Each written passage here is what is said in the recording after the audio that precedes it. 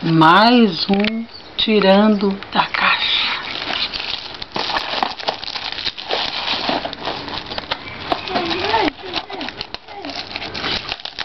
Tem esse papel de proteção para os bichos não entrarem.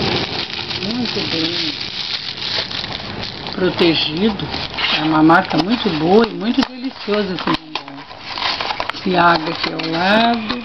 Abre-se surpresa. Que delícia! Tem vários tipos de bombom. Olha só como tem bombom. Dá para comer bombom um tempão. Que lindo! Olha só, 2 bis.